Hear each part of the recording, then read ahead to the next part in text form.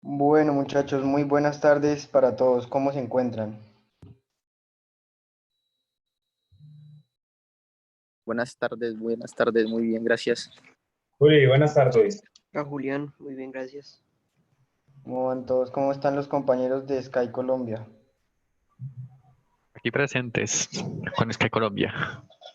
Eso, perfecto. Bueno, entonces, según itinerario, vamos a dar inicio a la charla de performance en el despegue, que está dirigida por el primer oficial de EasyFly, Santiago Salazar.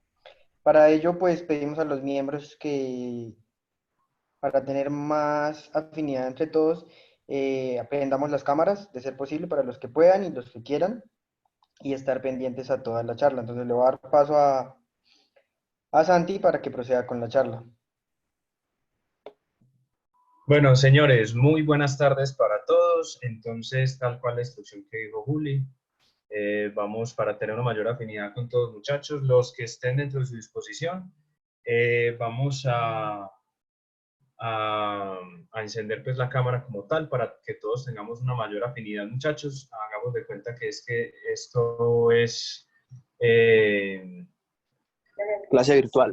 una parte de una sesión, digamos que fuera una sesión presencial, pero entonces eso genera mayor afinidad en el curso, además para que no nos vamos aburriendo, porque puede ser algo, digamos, para las personas que, digamos, van a estar apenas incursionando en este tema, puede ser un poco tedioso, pero vamos a hacerlo de la manera más amena, vamos a trabajar juntos los que vamos progresando, cualquier duda, sin pena, sin nada. Si tenemos que parar y volvernos un poquito, no hay ningún problema. Lo importante a partir de ese momento es que todo quede claro. ¿Listo, muchachos? Nuevamente, bienvenidos. Me presento. Ya me había presentado Julián. Muchas gracias. Mi nombre es Santiago Escobar. Yo soy primer oficial de ATEL 42 y 72-600. Soy docente en la Academia Antioqueña de Aviación. Y pues pertenezco, muchachos, aquí a la aerolínea por parte de Aerojet. Ingresé hace poco, también he estado muchos años metido en el cuento de Ibao. También he fundado dos aerolíneas, por las cuales pues como por tiempo y por cuestiones de trabajo y de estudio, pues no he podido continuar y pues ya más bien me dediqué pues como tal en la red virtual a seguir volando. Entonces, muchachos, nuevamente bienvenidos. Cualquier duda, no duden en comentar. Entonces vamos a iniciar con como tal lo habíamos dicho, con el curso de performance. ¿Listo? Bueno, muchas gracias. Listo, ustedes. Bueno, como se había estipulado entonces en la información, este curso de performance va a ser dividido en varias partes, ¿cierto? La primera que vamos a ver el día de hoy va a ser el performance en el despegue.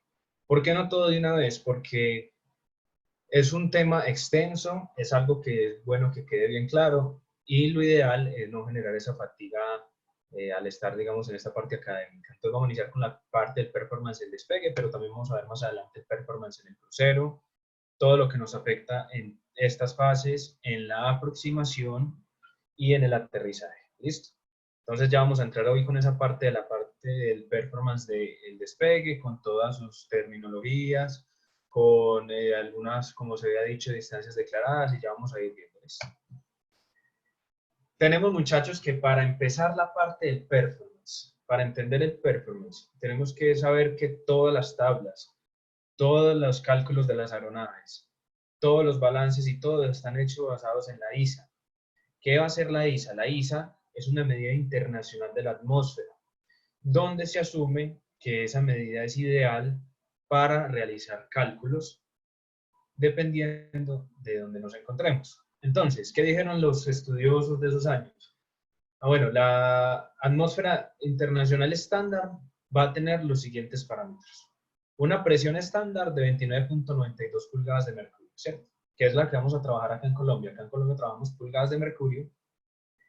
Y 1013.2 milibares, que los que han podido ni va a ver que trabajan fuera de Colombia, trabajan en milibares o en hectopascales. Y la medida es se encuentra en esa definición.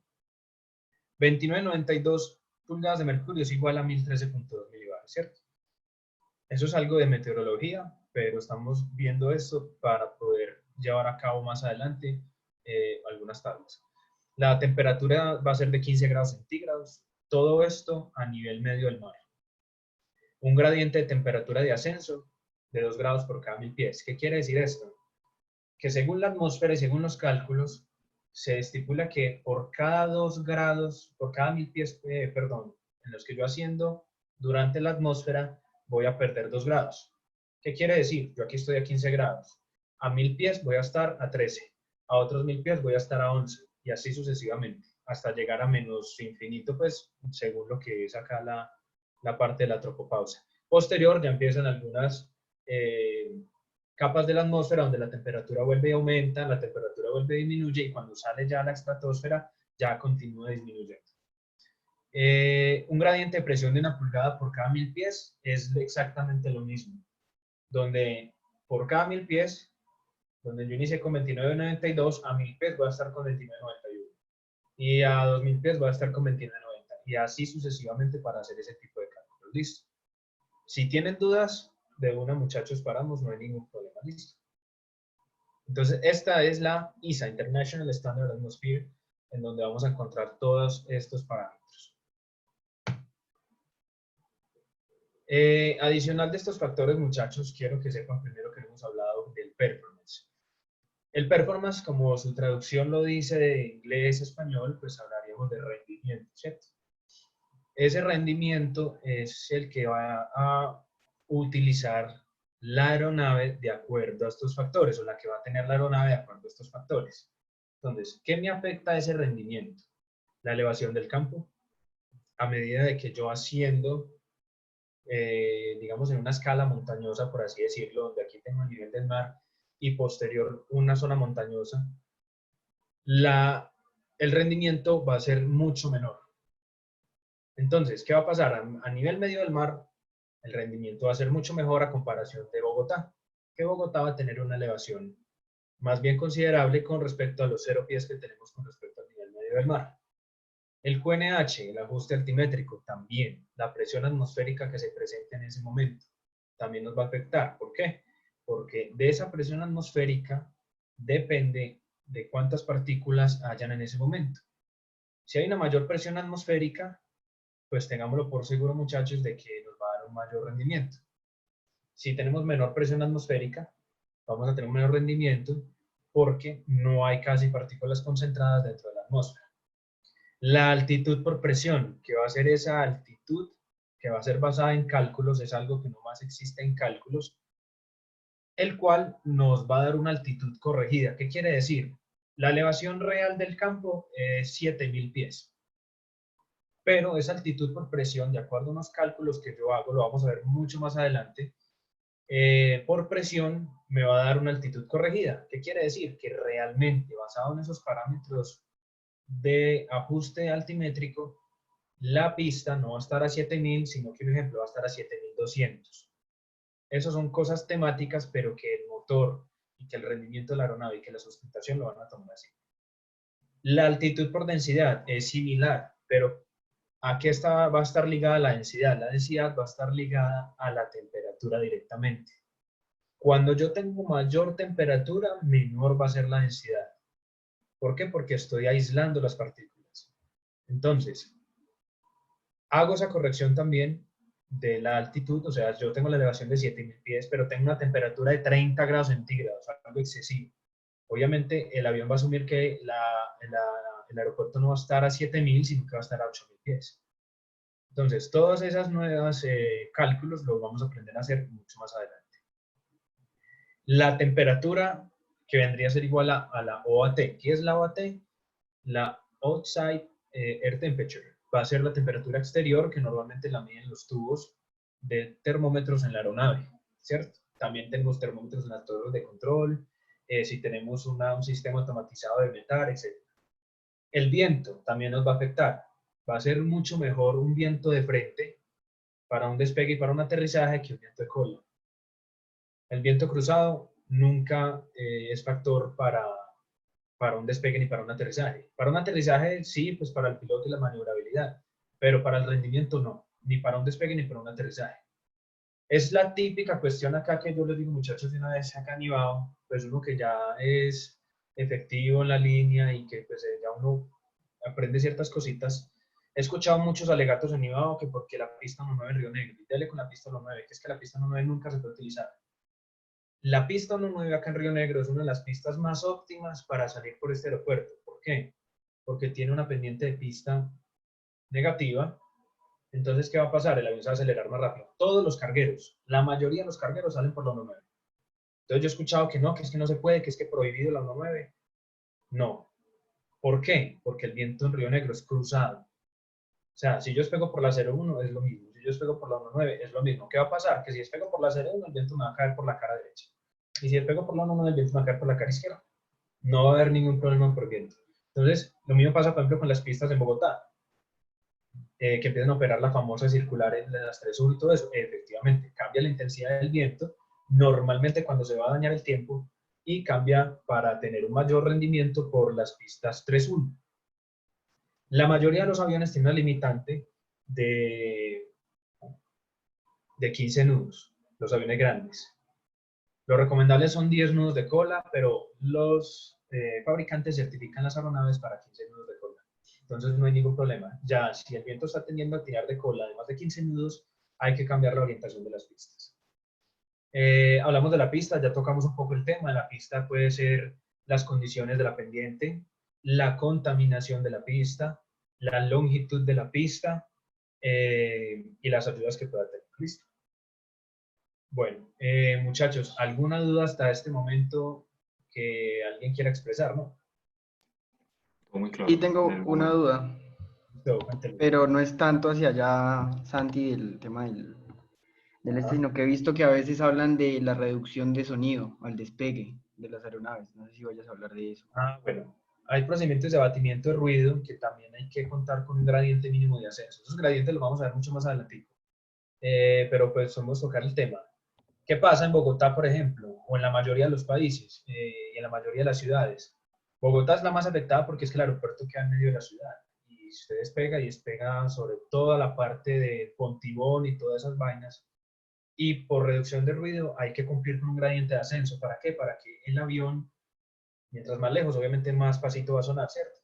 Eso también hay que contarlo, porque si no cumple con la restricción ATC, que así se llama, el avión no puede salir en las condiciones normales. Ejemplo, uno ve en una carta, lo vamos a ver muchos más adelante, no se preocupen por eso, pero para solucionar un poco la duda.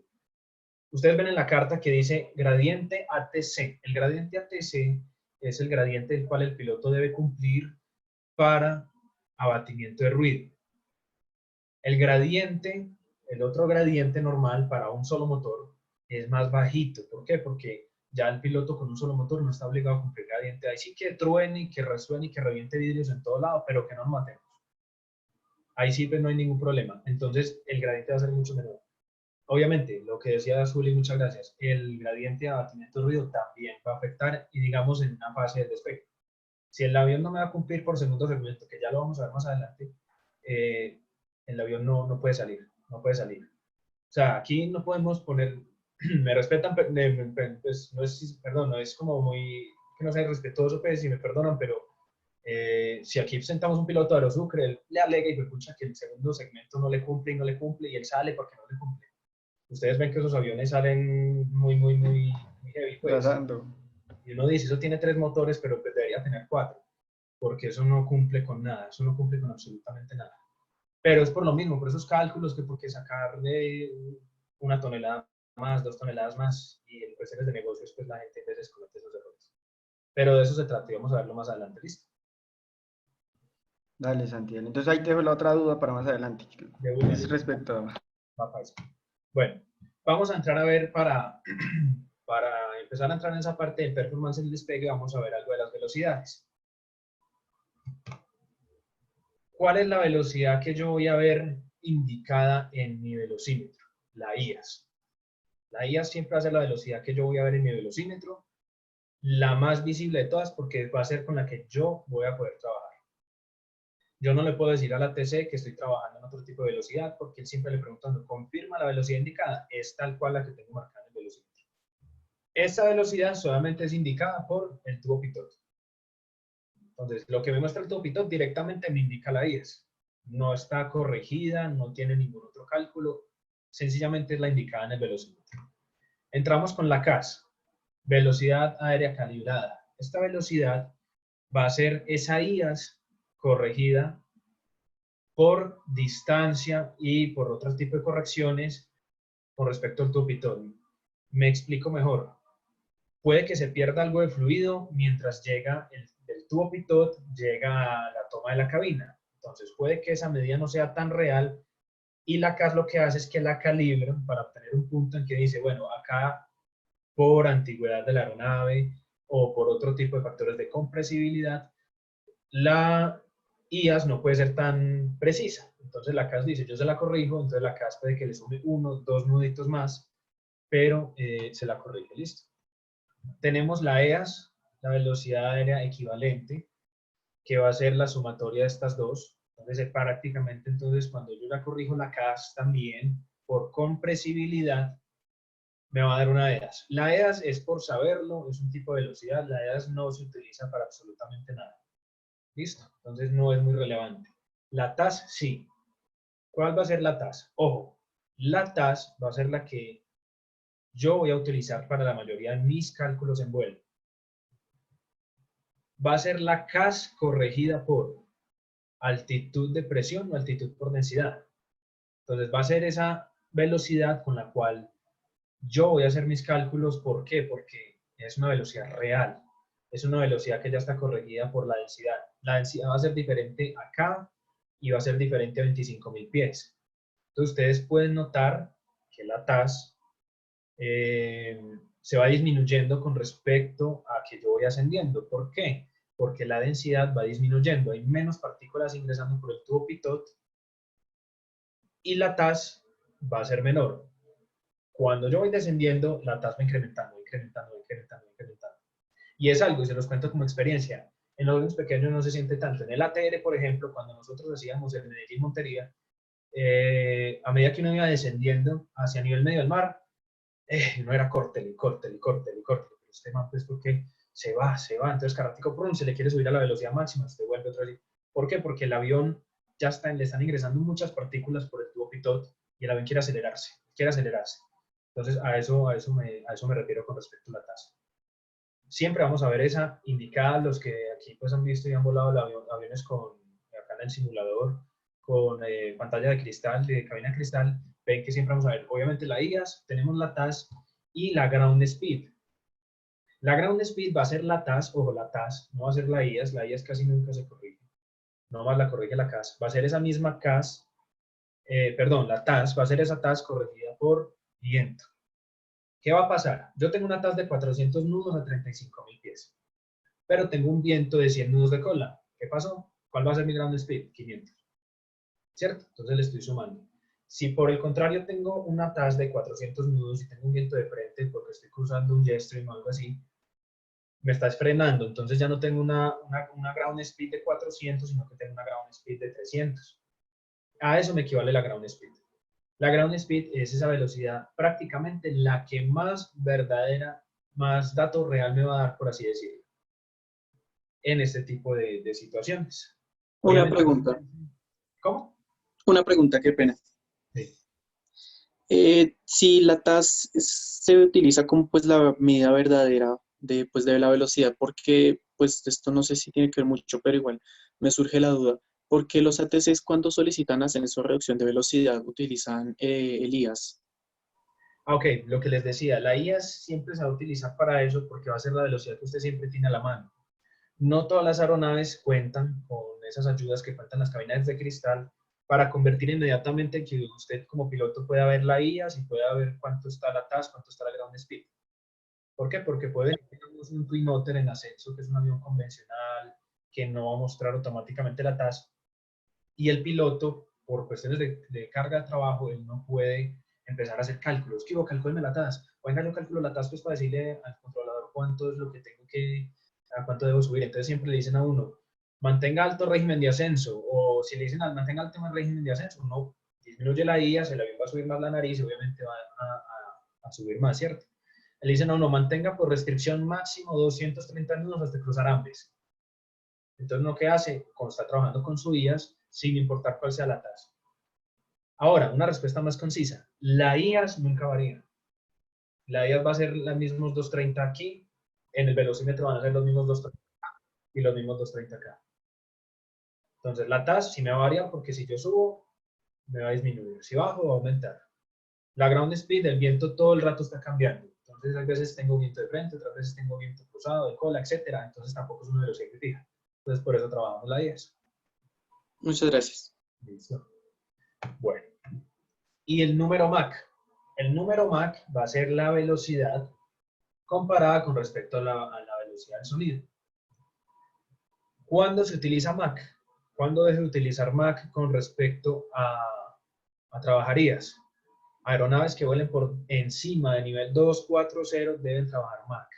Por debajo de 240 IAS. Entonces, si yo estoy a nivel 250 y el ATC me dice reduzca para 250, él está en una manera equivocada de solicitar eso, ¿cierto? Se entiende que una aeronave que va por encima de 240 ya está volando con número Mach. Entonces, ¿qué le dicen a uno? Reduzca para Mach 0.80 o 0.80. Entonces, empezamos a trabajar ese número Mach para cálculos, para indicaciones en el velocímetro y todo eso. ¿Listo? Por encima del nivel de vuelo 240. Esta es la parte de velocidades básica, para entrar a otra más profunda. Vamos a ver ya estas velocidades, vamos a ver las velocidades características. Todas estas velocidades, muchachos, que vamos a entrar a ver, van a ser velocidades calculadas bajo la IAS. Por lo que les digo, porque el piloto es el que la tiene ahí focalizada directamente. Iniciamos por una velocidad de pérdida. Esta velocidad de pérdida va a ser la velocidad en la cual la aeronave va a entrar en una pérdida aerodinámica debido a un alto ángulo de ataque. ¿Por qué el avión entra en pérdida? Cuando yo excedo mi ángulo de ataque, que el ángulo de ataque va a ser el ángulo en el cual va a ser relacionado en la posición del plano con respecto al horizonte, ¿cierto? A medida que yo subo va a ser mayor, a medida que bajo va a ser menor. ¿Qué va a pasar? No va a generar esa sustentación necesaria para producir más coeficiente de sustentación. Yo les hablaba a algunos de lo que pasó con el accidente del Airbus, que el avión estaba en esta posición, lo mismo que pasó con la aeronave de Air France en su tiempo. ¿Qué pasó? Llega a un alto ángulo de ataque donde ya la curva, empieza una curva donde empieza a ascender, ascender, ascender mientras yo lo subo, pero ya llega un tope en donde yo ya no lo puedo subir más y lo que va a hacer es que por muy alto que lo tenga, empieza esa curva a bajar, a bajar, a bajar, a bajar. Cuando bajo, ya estoy produciendo peso, ya la aeronave ya está descendiendo, entonces puede que vaya así, pero la aeronave va en pérdida hacia abajo. Entonces, eso es esa parte del ángulo de ataque. Entonces, esa velocidad es la que él calcula el fabricante como tal para hallar esa referencia en la cual el piloto sabe que por ahí ya va a entrar en pérdida. ¿Basado en qué? Basado en el peso. El peso va a aumentar la velocidad de pérdida. La configuración va a ser diferente, la velocidad de pérdida, si yo tengo flaps 1, flaps 2, o flaps 15, o flaps 25, etcétera, porque a medida que yo aumento un set de flaps, estoy generando más sustentación. ¿Qué va a pasar con esa velocidad de pérdida? Se va a reducir. Entonces va a ser diferente. Digamos, la velocidad de pérdida con full flaps va a ser, digamos, un ejemplo, 130, 125 nudos. Pero con flaps, con un set de flaps anterior se va a aumentar a 135. ¿Por qué? Porque el flap lo que hace es que genera una mayor sustentación en el plano y permite que la aeronave siga volando a una velocidad más baja. Por eso las aeronaves grandes siempre se deben aterrizar con el mayor set de flaps. El factor de carga, los virajes. Si yo estoy haciendo un viraje, ese factor de carga se va a aumentar. ¿Qué va a hacer ese factor de carga? La relación que yo le estoy haciendo en ese momento entre esa sustentación, porque cuando estoy realizando un viraje estoy compensando una sustentación, y el peso. Entonces, ahí es donde uno siente que uno se apacharra contra la silla. ¿Por qué? Está ingresándole gravedades al viraje en manera de factor de carga, y eso puede incrementar la velocidad de pérdida. La turbulencia también. Uno no cree, pero la turbulencia afecta mucho la velocidad de pérdida.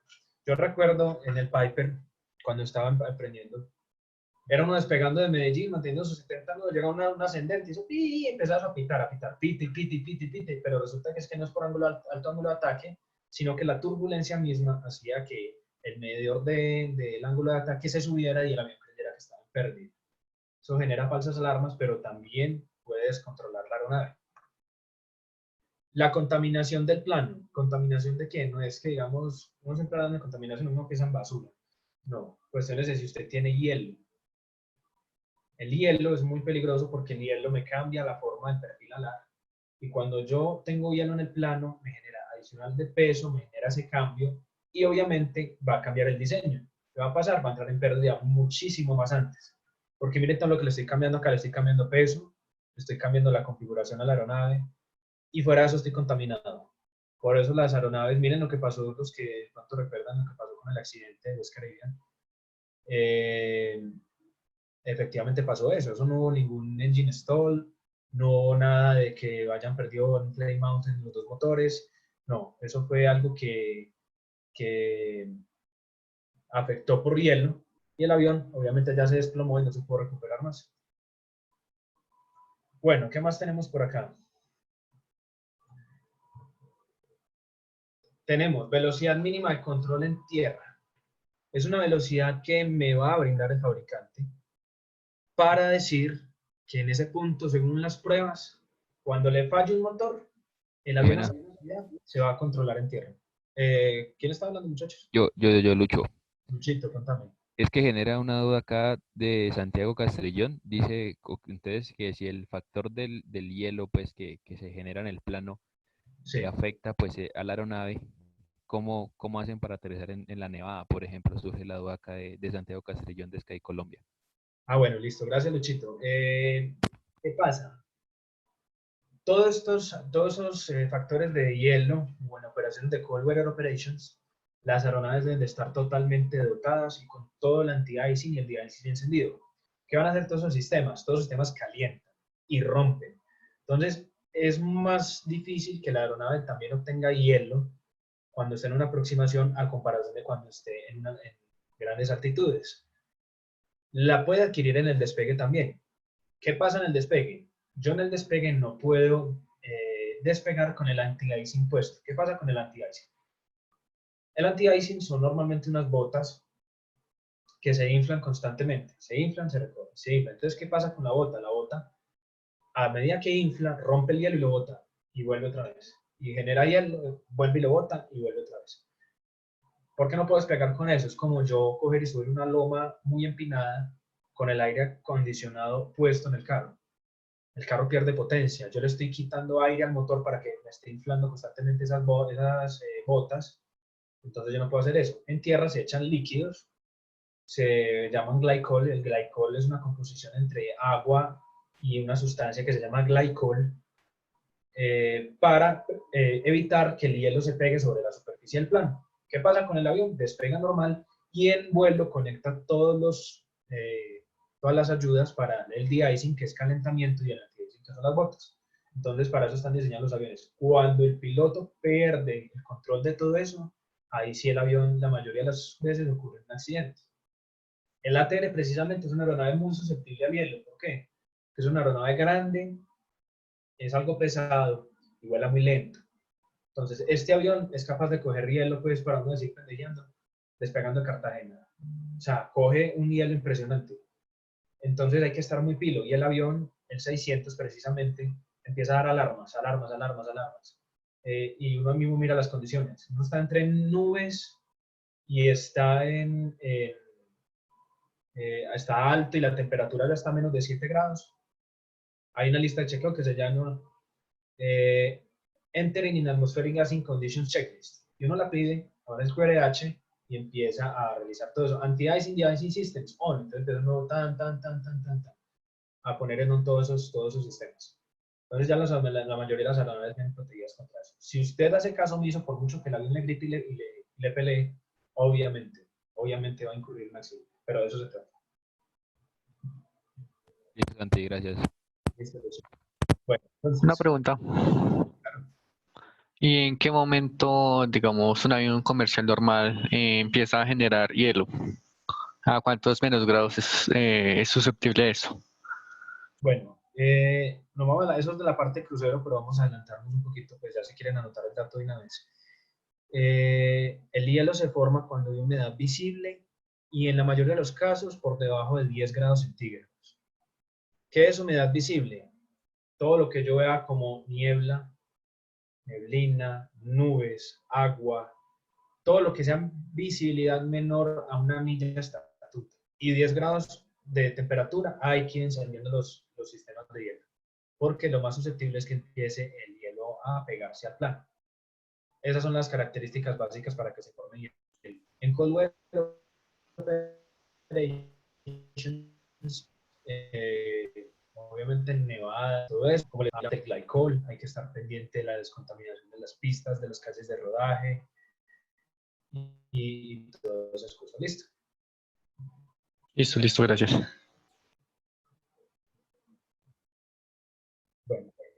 Bueno, continuando aquí, muchachos, entonces con la velocidad mínima de control en tierra.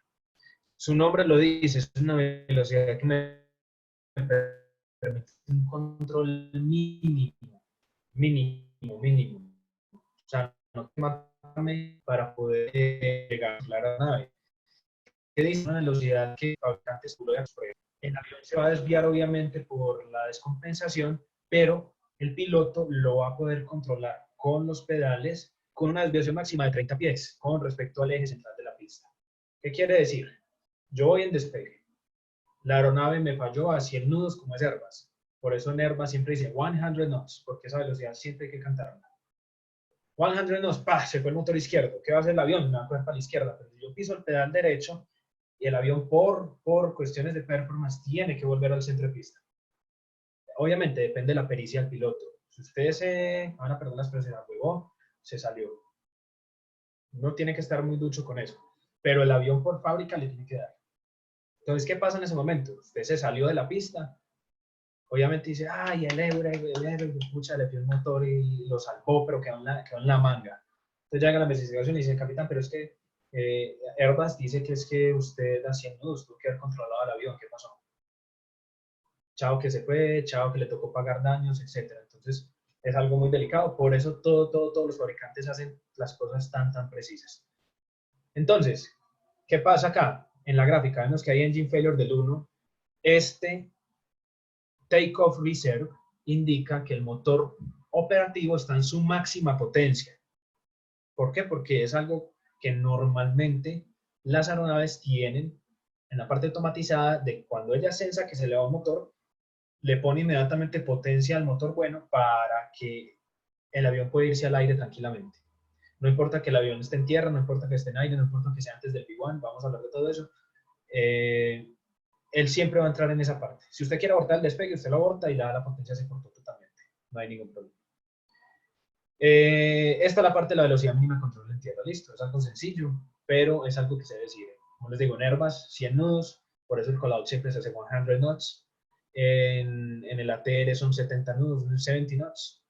Y normalmente cuando uno da esos callouts, el piloto, el comandante, si va a volar el copiloto, le entrega el control al copiloto. ¿Por qué? Porque ya hubo un control mínimo en tierra con el nose wheel steering, ya se puede transferir el control a los pedales. Esa velocidad ya va a permitir flujo, o sea, ahí ya hay flujo de aire. Por eso les digo que si hay una falla de motor a esa velocidad, se puede corregir con los pedales. ¿Listo? Entonces, velocidad mínima de control. Vamos a ver la velocidad mínima de control en el aire. La función es la misma, pero esta vez va a ser en el aire. Obviamente va a ser una velocidad mucho mayor. Y lo que va a permitir esa velocidad es que el avión sea controlable, con un máximo de 5 grados de banqueo. ¿Listo? Entonces, ¿qué pasó? Apenas acaba de rotar y en ese momento se me fue el motor. ¡Pam! ¿Qué va a pasar? La misma descompensación, pero en el aire, digamos que fue en este lado, el 1. Entonces, en el 1, ya el avión se va a tener que inclinar, pero usted al hacer la compensación, el avión se va a permitir controlar ahí con 5 grados máximo de desviación, ya sea hacia la derecha o hacia la izquierda, ¿listo? Entonces, eso es lo que va a permitir esa velocidad mínima de control del aire. Que el avión no se le vaya a entorchar, como dicen, que entorchar es que se le fue, entonces ya se le volteó y se va para abajo en picada, o no es que se vaya a llevar todo el matorralero. Entonces, esa velocidad también la garantiza el fabricante. ¿Qué pasa? Lo mismo. con un motor malo y con el otro en su máxima potencia para garantizar la seguridad.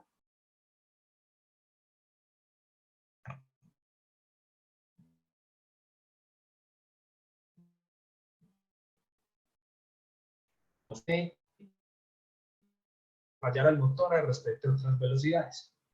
¿Qué pasó? Digamos, tenemos la velocidad mínima de control en 100, pasó no sé qué, y ellos dicen por cálculos, el VF de este avión va a ser 130. Ahí casi siempre nos falló en las pruebas. Casi siempre falló 130. ¿Por qué? Porque el motor en ese momento está en un punto crítico de temperatura, o la presión de aceite en ese momento alcanza el mayor tope, entonces tiende a fallar si no está con un buen mantenimiento, o etcétera.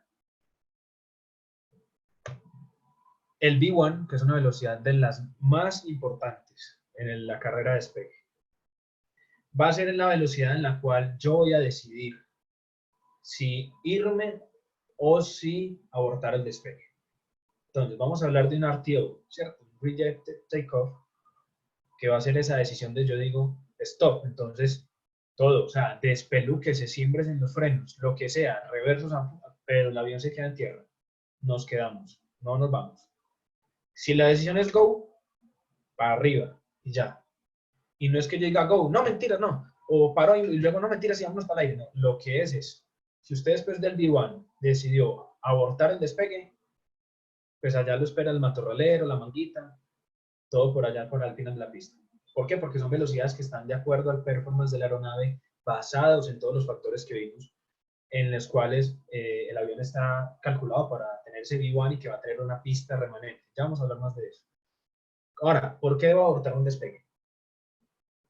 Cuando tengo una alarma, cuando tengo alguna indicación, una oscilación en la presión de aceite, una oscilación en el flujo de combustible, una oscilación digamos, en el torque, si es una aeronave turbohélice, en el empuje, en el porcentaje del N1, en todas esas cosas. Cuando yo empiece a ver todos esos factores, que hay algo que está raro, mejor aborte, mejor abortar.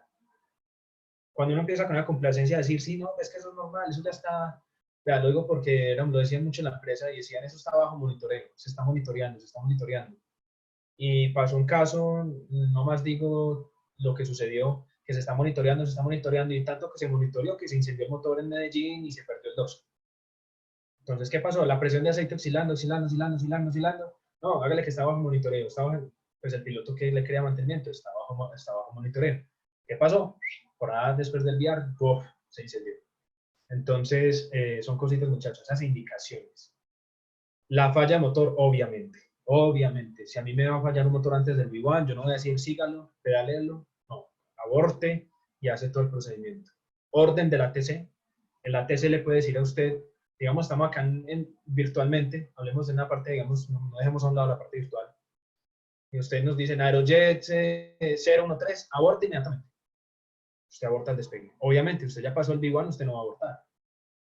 Pero si usted hizo su carrera de despegue y resulta que es que hubo una mala instrucción de que una aeronave se está cruzando la pista o está perdida, el ATC le puede decir a usted en cualquier momento, Aerojet 0113, si le es practicable, aborta el despegue. Y usted aborta el despegue. Si le es practicable, si usted está antes del V1, aborta su despegue, no hay ningún problema. Después no, si lo tuvo que llevar, se lo mismo. Y cuando se asume que el avión no volará. Si usted ve que ese avión no quiere volar, pero ya pasó el V1, usted dice, no quiere volar, es mejor que aborte, pues porque al fin y al cabo va a terminar por allá. Entonces no lo deje que coja tanta velocidad, aborte el despegue. Muchachos, dudas con el V1, con las partes del abortaje y todo eso. No, ninguna, Santi. No, todo muy claro. Todo claro. Muchas gracias. Muy bien, vamos bien. Después del V1, estamos mirando en orden. Miren que empezamos, una velocidad mínima de control en tierra, una velocidad de falla de motor, velocidad mínima de control del aire, V1, velocidad mínima de control en el aire, VR, y ya luego velocidad mínima de control en el aire. Me parece si quiere para hablar de las dos. Y vamos a hablar ahora de la velocidad de rotación. Entonces, ¿qué va a ser esa velocidad de rotación? Va a ser esa velocidad en la cual la nariz se va a empezar a subir. ¿Qué hago yo? Yo empiezo a realizar la rotación. No es llevar el avión de una al aire, porque uno le dice enviar y no, parar, vámonos con toda. No, es iniciar la rotación para incrementar ese ángulo de ataque y que la aeronave, con la velocidad que tiene, pueda alcanzar ese coeficiente de sustentación apropiado para irse al aire. Entonces yo simplemente en la velocidad de rotación roto suavemente para que la aeronave suba a su ángulo de ataque y se pueda ir al aire. ¿Listo? Esta es la más sencilla de todas, siempre la hemos visto. Para llegar a ¿qué? A esta below. Cuando llegamos a esta below, la speed of liftoff va a ser cuando ya todas las llantas estén despegadas del piso. Yo inicio la rotación en el VR y mientras la aeronave va subiendo ya despegó todas las llantas del piso. ¿Listo? Ya la aeronave está totalmente en el aire. Ya el peso no pertenece a los trenes, sino que ya pertenece directamente al plano. La B2, esta velocidad es muy importante, no en condiciones normales, en condiciones de fallas de motor. Entonces, esta B2 va a ser una velocidad segura de ascenso en el despegue. Se utiliza, como les dije, en fallas de motor y me va a garantizar un ascenso seguro con un mayor ángulo de ascenso. ¿Para qué? Para que haya un franqueamiento de obstáculos. Quiere decir, la velocidad normal de ascenso digamos, de la aeronave va a ser de 150 nudos, 190 o calculada de 210 si yo no tengo restricciones. Pero cuando tengo falla de motor, el avión no puede seguir a 210. Tiene que estar a la B2 calculada por el rendimiento, ¿cierto? Si la B2 es 145, el mayor ángulo va a ser este a 145 que a 210. Entonces, yo tengo que mantener 145, esa velocidad me va a garantizar a mí ese ascenso y ese gradiente que ya lo vamos a ver ahorita en las fases del despegue, mínimo para haber un franqueamiento de obstáculos y cruzar libre sin que el motor, sin que el avión vaya a tener algún accidente con una falla de motor. ¿Listo? Es muy importante la B2. La B2 no se canta. Uno normalmente lo que dice es V1, VR. El piloto volando dice rotate, pero nunca se dice V2. Nunca se dice V2. Ni tampoco le digo la velocidad de engine failure ni la liftoff, no. Son velocidades que están estipuladas dentro del performance, pero en la parte operacional lo único que yo debo dar el call out va a ser es de velocidad mínima control en tierra, el V1, VR y ya el positive rate para anunciar de que hay un ascenso positivo. Listo. Entonces, aquí mire que ya estamos uniendo todas las velocidades en las que yo les decía. Suelto los frenos para iniciar la carrera de despegue. Vamos a encontrar aquí, acuérdense, antes de todo esto, vamos a encontrar una velocidad mínima de control en tierra que acá no se especificó. Después vamos a encontrar un VF de Engine Failure Speed, donde sabemos que va a ingresar el motor puede ser una fase crítica donde se considere que pueda fallar. El V1, ¿cierto? El VR, la Velocity of Liftoff y el V2.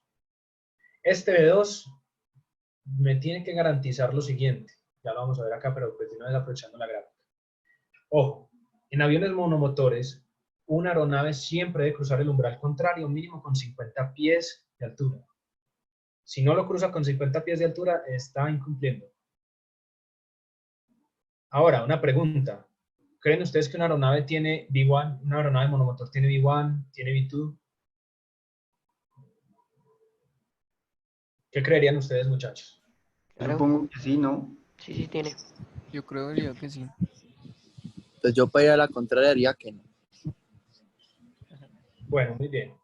Una aeronave monomotor no tiene V1, no tiene V2, no tiene estos tipos de velocidades. ¿Por qué? Porque normalmente se estipula el VR. Una aeronave monomotor siempre se calcula un abortaje despegue antes del VR. Después del VR al aire. No tiene V2, ¿por qué? Porque no tiene un motor más. No tiene V1 porque no tiene un motor más.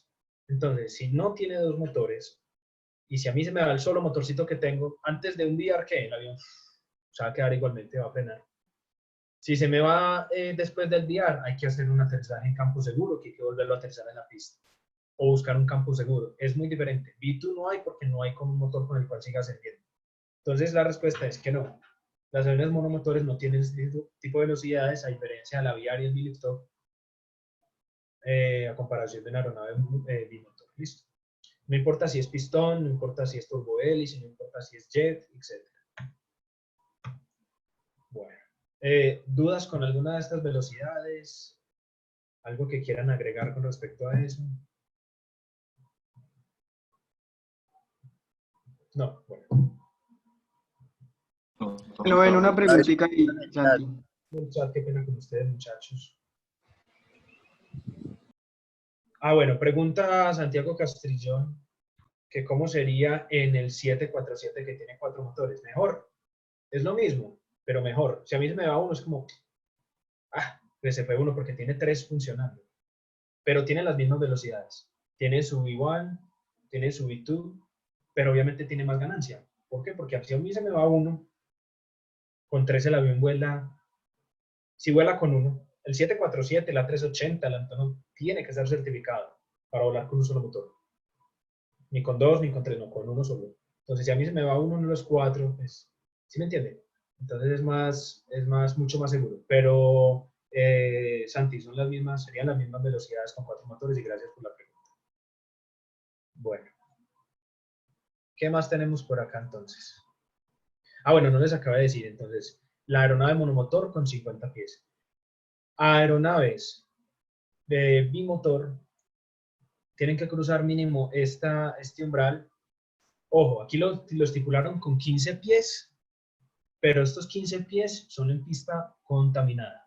¿Pista contaminada con qué? Pues bueno, puede ser con algún líquido, con agua, con hielo, etcétera, con caucho. Y 30 pies en condiciones normales. 30 pies. Entonces, 30 pies en condiciones normales, 15 pies en condiciones de pista húmeda, mojada, todas esas cositas, ¿listo? Ahora, ¿cuándo considero, muchachos, que yo tengo una pista húmeda o una pista mojada? Es que uno le dicen, por ejemplo, ustedes han escuchado que le dice el ATC, precaución, pista húmeda.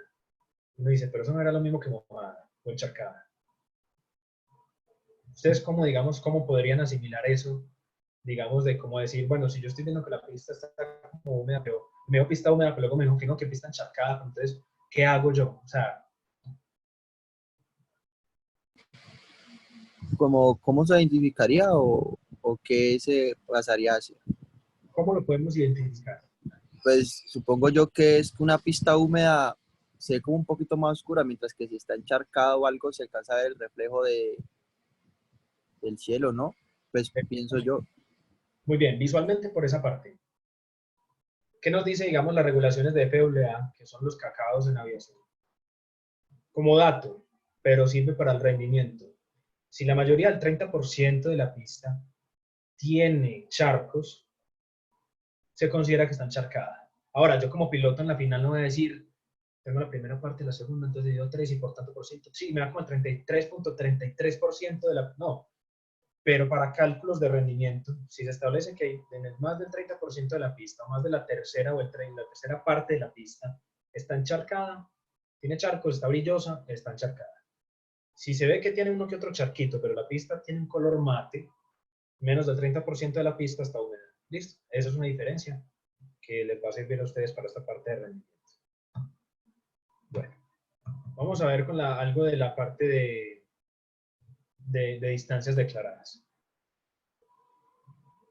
Estas distancias son las que yo voy a tener en cuenta también en la parte de rendimiento con respecto a la pista. La mayoría son del despegue y nomás tenemos una para el aterrizaje. Entonces vamos a iniciar con la primera, va a ser el takeoff run available. ¿Cuál va a ser el takeoff run available? El takeoff run va a ser esa distancia en la cual yo tengo disponible la pista para realizar un despegue seguro. ¿Qué quiere decir? Yo puedo utilizar un umbral desplazado para despegar. Entonces, yo puedo utilizar este umbral desde aquí, no este, que ya vamos a ver cuál es. Estas flechas hasta acá, la puedo utilizar como parte para despegue. Entonces, yo puedo utilizar esta parte hasta esta parte. Y eso me dice que es un takeoff run available. Run, hablamos de ese recorrido, o sea, cuánto recorrido tiene la aeronave para despegar, ¿cierto? Cuando hablamos del takeoff distance available, decimos que incluimos el TORA, que va a ser el takeoff run, más el TORA. Entonces, como me lo aprendí yo en la academia, cuando estaba el TORA es todo. ¿Qué va a ser? El TORA más el clearway. ¿Qué es el clearway? El clearway es un área dimensionada normalmente en 35 grados con respecto al eje de la pista, el cual el aeropuerto me va a garantizar que ahí no tengo obstáculos. ahí no va a tener obstáculos superiores a X altura, eso ya lo mide el aeropuerto de acuerdo a su digamos, entorno y todo eso, para que yo tenga un despegue seguro y no me vaya a tener ninguna colisión con absolutamente nada. Entonces, esa va a ser la distancia, toda. Entonces, toda es todo. Tora más el clearway. ¿Listo? El ASDA, Acceleration Stop Distance Available, va a ser la distancia del tora, o sea, de lo que yo tengo para despegar, más el stopway. El stopway. ¿Qué va a ser el stopway? El stopway es un área designada específicamente en el aeropuerto en caso de que yo realice una maniobra de abordaje, que la aeronave pueda parar, así sea que le falte 1 centímetro de pista, pero que quede dentro de la pista. En Estados Unidos, perdón, en Estados Unidos, estos stopway están hechos de otro material que permite que la aeronave, como dicen ellos, se arreste y la aeronave quede ahí fijada. Entonces, ¿qué pasa con el pavimento? Se rompe, pero la aeronave queda ahí quietecita. Yo no me acuerdo específicamente cómo se llama el material de esa... Eso era como no sé qué, arresting material, no me acuerdo cómo es, pero es el material más débil que con el peso de la aeronave ya ella queda frenadita ahí. Entonces, yo tengo esa distancia disponible. Ustedes dirán, ustedes se ponen a pensar, por ejemplo, Bogotá tiene un umbral desplazado. No. ¿Tiene stopway? No. Entonces, ¿qué pasó con todo eso?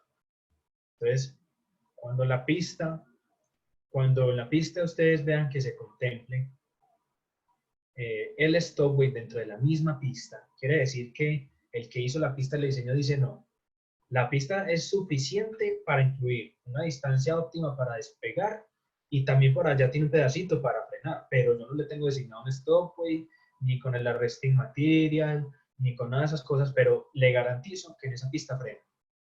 ¿Cómo se llama esa pista? Pista balanceada. Eso se llama una pista balanceada, donde el mismo stopway está dentro del tora y va a ser contemplado como el ASDA. Entonces, ¿qué va a pasar? Que el tora va a ser igual al ASDA.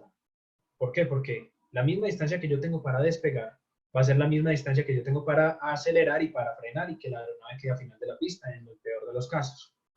Eso se llama pista balanceada. Eso es el término de pista balanceada.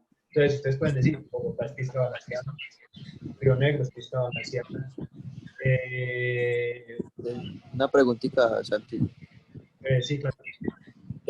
¿También vendría entonces una pista balanceada Clearway? No, el Clearway siempre tiene que estar en cualquier parte. Ustedes pueden ver, por ejemplo, Bogotá. Bogotá no tiene, digamos, el edificio de Colpatria ahí pegadito a la pista. Y es una pista balanceada.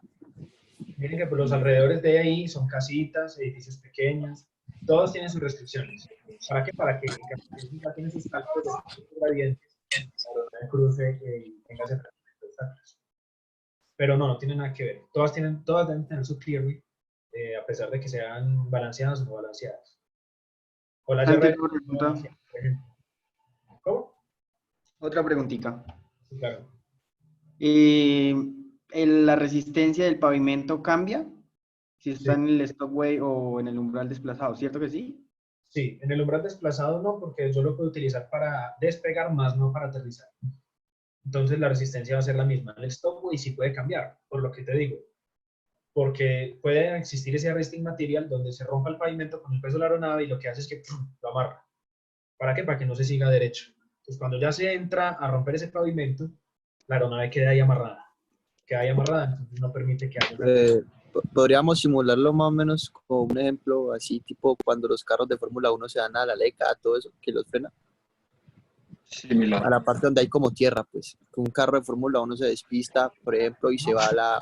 Eso se le llama leca, pero es una parte de tierra que ayuda a frenar el avión, el carro. En este caso sería ese material más blando, por decirlo así, para que frene el avión, ¿verdad?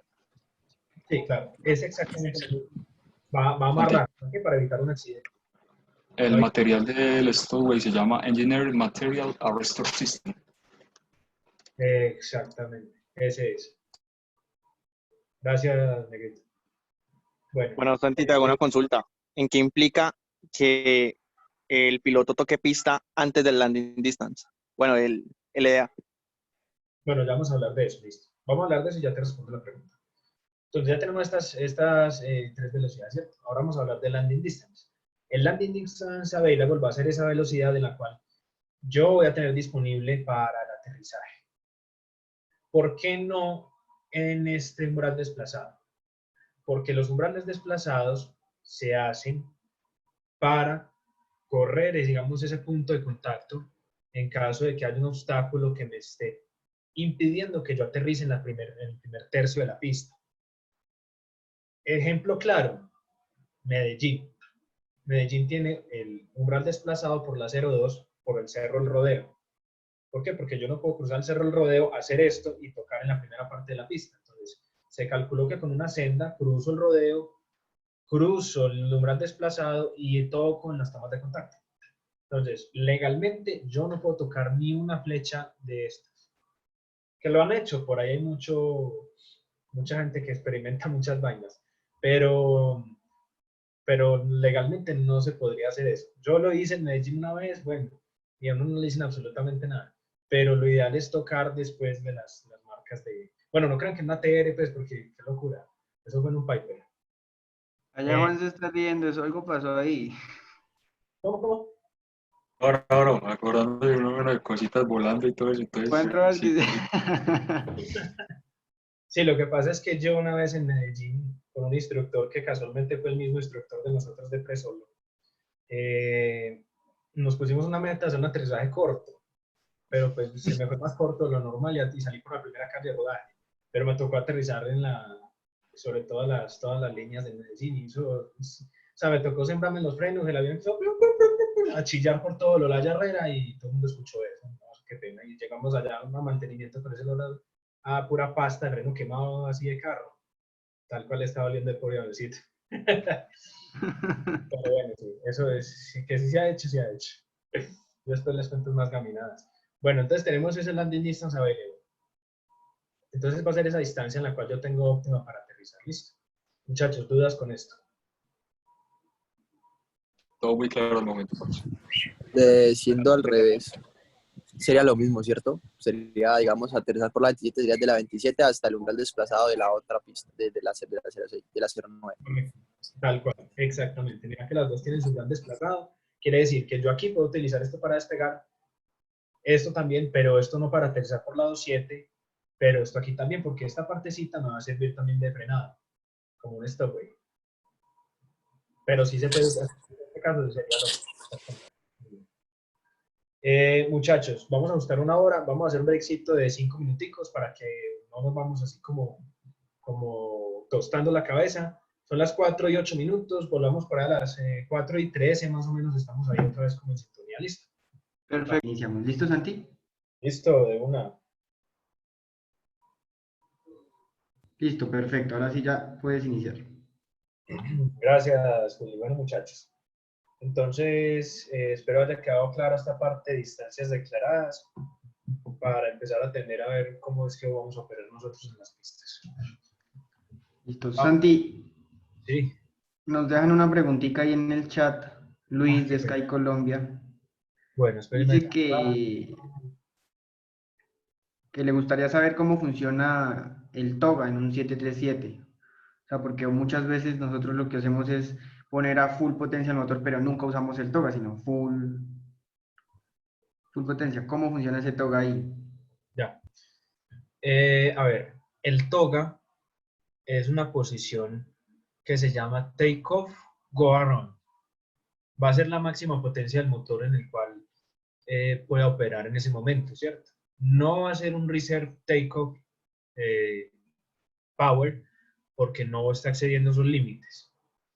¿Qué va a pasar? Yo puedo despegar siempre con TOGA, pero siempre que yo despegue con TOGA, voy a generar un mayor consumo, voy a desgastar rápidamente el motor y lo ideal es empezar a trabajar con los llamados D-Rate o los llamados, en el caso de Airbus, del Flex. Sería muy bacán que empiecen, digamos, obviamente no diría yo, pero para empezar a mirar esa parte de la terminología, empezar a operar con esos D-rate y esos, digamos, esos flex temp, como se opera en la línea realmente. Casi nunca se despega con toga en la vida real, porque el toga, como les digo, mayor consumo de combustible y mayor desgaste del motor. A ver, una vez acá en el simulador como PMDG o el Aerosoft de Airbus y los que tengan muchos más otros simuladores, que la verdad yo he visto unos muy bacanos, pueden utilizar esa herramienta real de calcular un flex o de calcular un D-rate para ciertas pistas. Obviamente, yo no voy a salir con una potencia reducida mucho en Bogotá o en pistas, digamos, que requieran una potencia para poder alcanzar una mayor efectividad en el despegue en una pista corta o algo así. Digamos que las personas que entiendan de pronto bien el tema de cómo manejar el manejar el D-rate en Boeing o manejar el flex en Airbus, lo pueden hacer tranquilamente dependiendo de los cálculos que se soporten en ese caso. Si no toca, no hay ningún problema. Pero respondiendo, digamos, a esa parte del N1, lo que va a hacer, digamos, es que no tiene que ver, digamos, el N1 ni el N2, pero sí lo que se va a aumentar es la potencia, o sea, lo que me está entregando a mí el motor. Si solo hablamos de un jet, es de una potencia de un empuje. Entonces ya digamos que el motor de jet va a despegar al 100% en toga, ¿cierto? Pero digamos yo necesito hacer un D-rate del menos 10%, entonces ya no va a despegar al 100% porque no lo necesito al 100, sino que ya no va a despegar al 90%. Lo mismo pasa con el flex. El flex hace las mismas funciones, pero el flex en el Airbus lo que hace es que engaña al computador del avión poniendo una temperatura excesiva para que el motor crea que está trabajando en condiciones como degradadas para él, y lo que hace es que trabaja más relajado. ¿Por qué? Porque él dice, uy, 47 grados centígrados. Pues pucha, esto para mí no, pues yo no puedo desgastarme tanto en 47. Y lo que se hace es que se está engañando, así haya una OAT de 18 grados centígrados, para que el motor no ponga tanta potencia y el motor se vaya cuidando, haya un menor consumo de combustible y todo eso. ¿Listo? Bueno. Es decir que a mayor flex cuidamos más el motor, ¿verdad? Sí, o sea, a medida que yo utilizo menos el motor a altas potencias, es como el carro. Si usted lo mantiene a 6000 y primera, segunda, 6000, y segunda, tercera lo cambia a 6000 y de tercera a cuarta lo cambia a las 6000, obviamente el motor se va desgastando. Acá también, aquí se llama algo de ciclos, los ciclos del motor. Usted se va tragando los ciclos. Yo creo que aquí el compañero Andrés es técnico, él conoce toda esa parte de los ciclos. Yo no sé tan a profundidad la parte de los ciclos, pero uno como pilotos también está encargado de cuidar el avión, cuidar los ciclos del motor, evitarle consumos a la compañía de mantenimiento, ahorrar combustible. Todas esas cosas sirven para pro. Obviamente, yo voy a despegar de un aeropuerto, digamos, de una pista corta. Yo voy a despegar pongamos un ejemplo así como una pista corta por aquí, digamos Cartagena, Santa Marta. pero es que está, bueno, Santa Marta. A pesar de que Santa Marta no puedo despegar con un flex muy alto, porque entonces el motor se va a reducir demasiado y el V1 va a quedar por allá, casi pues allá donde se meten en la playa. Entonces no es recomendable pues usar un flex alto, pero eso hay que hacer los cálculos, y eso va muy ligado a la parte de la distancia de la pista. Pero bueno, Santa Marta puede ser un muy buen ejemplo a pesar de que está en el del...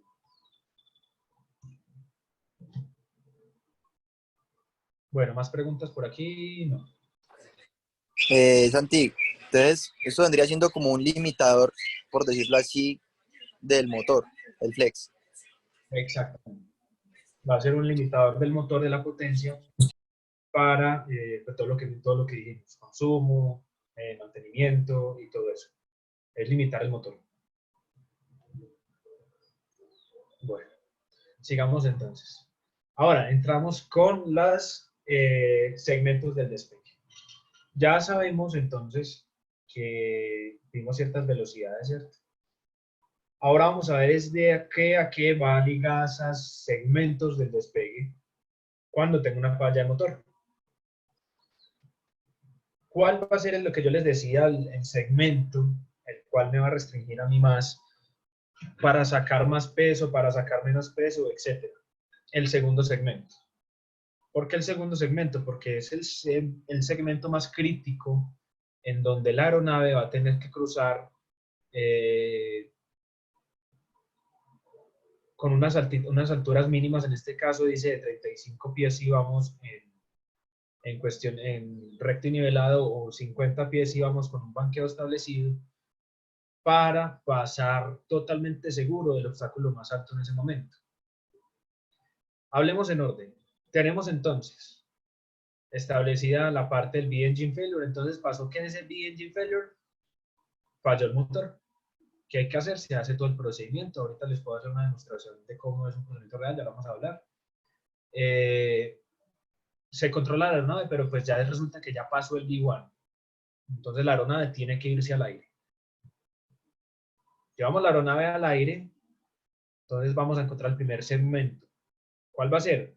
Desde que la aeronave cruza el umbral a 35 pies con el V2, o sea, y cuando hay un positive rate, hasta que el tren de aterrizaje está totalmente retractado.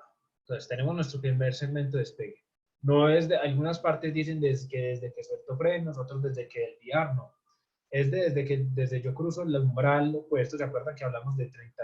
Yo había dicho que 30 es 35, perdón. De 35 pies hasta que hay el tren de aterrizaje totalmente retraído. Ahí es el primer segmento. No es tan crítico. El más crítico de todos es el segundo segmento, el cual mínimo, me debe garantizar el 2.4% de gradiente de ascenso. Esto está mínimo en las cartas. La carta usted no puede ver nunca que le garantice un gradiente mínimo de 2.3 o de 2.1 o de 2, no. Mínimo 2.4, de ahí para allá mucho.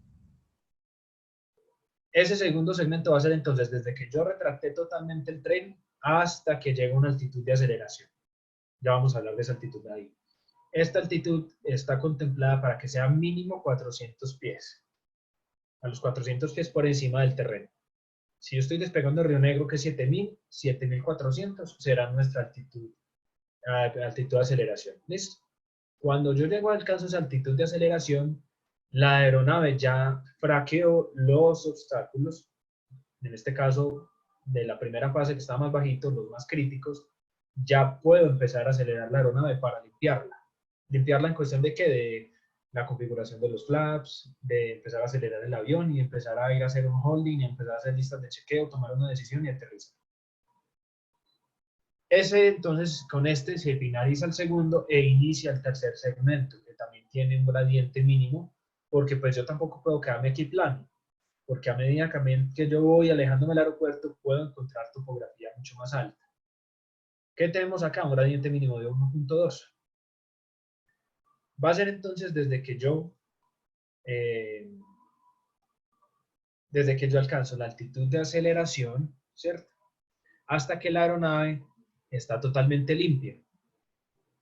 Cuando ya la aeronave está totalmente limpia, o sea, la aeronave tiene flaps up, no tiene slats, el tren de aterrizaje obviamente ya está arriba. Finalizo el tercer segmento. Sigo en ascenso con el 1.2%. Mire que ya baja el segmento, ya no tengo que ascender tanto. Y el cuarto va a ser entonces desde que la aeronave está limpia, mínimo hasta alcanzar 1500 pies. Esta va a ser la altitud mínima en la cual yo puedo sostener, puedo hacer un patrón, puedo hacer un tráfico visual con un solo motor. ¿Listo? 1500 pies, no menos, y si es más, pues mejor, pero pues acuérdense que estamos con un rendimiento limitado, porque no va a ser el mismo ascenso que estoy con dos motores de comparación de que estoy con uno. Ojo, estos segmentos están contemplados para cualquier despegue, pero son enfáticos en el despegue monomotor. ¿Qué quiere decir? Falla el motor. Entonces vuelvo y repito, falló el motor, VR, positive rate, subimos el tren, empezamos a subir el tren, entonces desde los 35 pies ascendemos, subió el tren, listo, iniciamos ya, terminado el primer segmento. Segundo segmento, tren totalmente arriba hasta que alcanzo la altitud de aceleración. Segundo segmento. Tercer segmento, desde que yo tengo la altitud de aceleración hasta que tengo la aeronave totalmente limpia. Cuando tengo la aeronave totalmente limpia, continúo hacia arriba hasta alcanzar mínimo 1500 pies y termina en esa parte de los segmentos del despegue. Ahora, acá nos hablan entonces de las configuraciones que tiene el avión. La potencia va a estar en modo de despegue o en RTO en el motor operativo. Los flaps van a estar en configuración de despegue. La velocidad va a estar acelerando y el tren obviamente va a estar abajo. En este segmento, entonces, el motor 2, o el 1, o el que esté operando, él sigue operando en RTO, por así decirlo. Los flaps siguen en posición de configuración de despegue. Ya voy a subir ¿con cuál velocidad? Con la V2. Todo esto lo subo con V2 hasta la altitud de aceleración. El tren está en transición en este pedacito, porque acuérdense que apenas como un positive way, apenas estoy subiendo el tren, entonces ya subió. Entonces está en transición. Entro al segundo segmento. El motor operativo sigue en posición de full potencia. Los flaps siguen en posición de despegue. Sigo subiendo con el V2 porque necesito fraquear todos estos obstáculos con el 2.4%. Y el tren ya va a estar arriba. ¿Por qué? Porque ya quedó totalmente retractado. Alcancé la altitud de aceleración, 400 pies. Hay que bajarle la nariz al avión, hay que acelerarlo. ¿Qué va a pasar? Tengo que seguir todavía en potencia de despegue. ¿Por qué? Porque necesito que el avión acelere. Si yo aquí le bajo la potencia, el avión se va a desplomar. Los flaps ya van en transición porque acuérdense que les digo que la aeronave empieza a limpiarse, entonces ya los flaps van a estar pasando, digamos, en un 737 de 10 a 0. O en el caso del Airbus están pasando de 2 a 1 y de 1 a A, ¿cierto? Y entre otras aeronaves. La velocidad, ya no estoy con V2, ya miren que estoy acelerando. ¿A cuál velocidad? Normalmente el avión la calcula. Y si no, una velocidad de ascenso normal en la que yo pueda mantener un gradiente mínimo de ascenso para fraquear el resto de los obstáculos. El tren arriba. Cuando yo alcanzo ya el avión que está totalmente limpio, ¿qué va a pasar? Yo voy a reducir la potencia.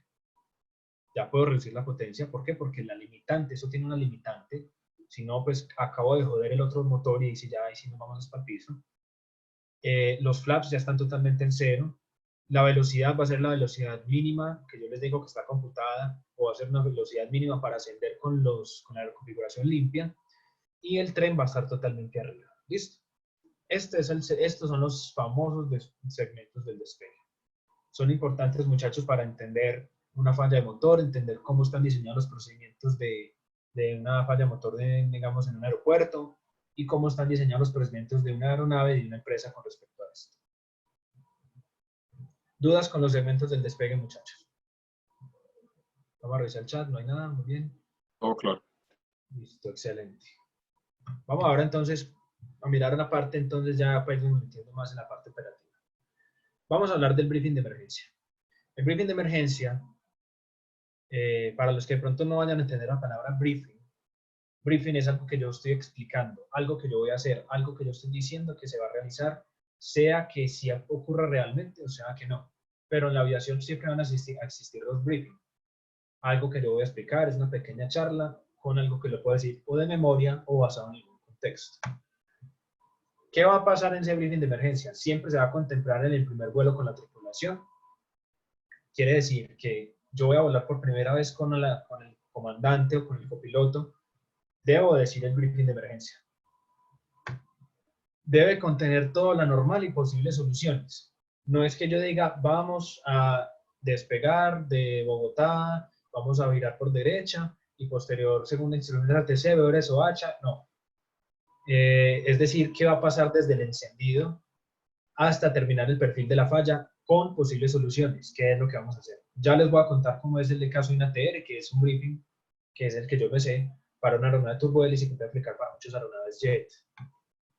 Debe contemplar algo en el encendido, situaciones en el rodaje, abortaje antes del D1, qué vamos a hacer en caso de una falla de motor y qué vamos a hacer en caso de un fuego en el motor. ¿Qué hacer en caso de esto? Siempre vamos a recurrir a los memory items. Siempre, toda aeronave, sea pequeña, grande, heavy, super heavy, tiene memory items. Porque yo no puedo en una falla de motor ponerme a sacar un cuaderno, un libro, a leer power lever, bueno, máximo, condition lever, o no sé qué, o blitz. No, Todo tiene que ser de memoria y puede ocurrir siempre en el momento menos indicado. Cuando uno menos piensa, le falla el motor. A nosotros siempre nos decían, el motor nunca le va a fallar en un día soleado, el cielo despejado, el aeropuerto sin tráfico, avión ligero. No, el motor siempre, casualmente siempre le falla. Tormenta eléctrica, el aeropuerto está full de tráfico, el avión va con el máximo peso porque estaba retrasado. O sea, cuando todo dice juntarse, se junta. Entonces siempre hay que estar preparados para eso. Por eso el piloto y los pilotos deben tener claro su memoria de ítems de los aviones que vuelan. Estamos hablando de algo muy real. En la parte de la simulación, obviamente uno no se va a aprender un memory item de un Airbus, se va a aprender también el memory item del 737, el memory item de un ATR, el memory item de un Dash, de un Seneca, pues porque queda como muy difícil, además estamos simulando.